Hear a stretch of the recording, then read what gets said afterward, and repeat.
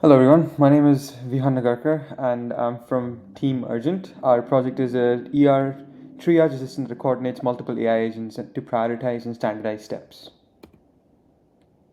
So let's start with the problem. Emergency departments are crowded, nurses juggle intake, history hunting, and prioritization under pressure. That leads to delays, inconsistent triage, and avoidable readmissions. We asked, can we make the first 5 minutes radically clearer? The solution.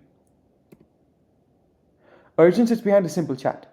The intake agent gathers essentials, triage scoring applies ESI like rules with explanations, the guidelines agent turns that into protocol style steps, and a report agent produces a one screen handoff.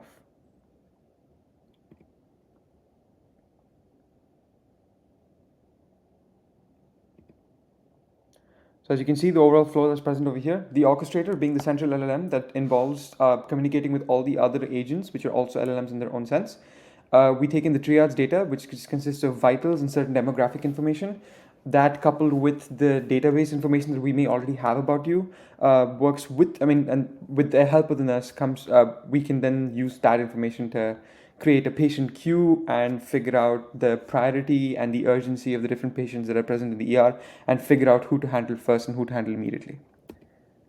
This diagram over here shows the agentic workflow, sources of information, the various information that we're going to collect from the nurses, all the vitals that are being used, and how all the information is being used to come to the various conclusions. There's triage scoring, the clinical guidelines that are displayed, and the report creations that are created at the end of the day.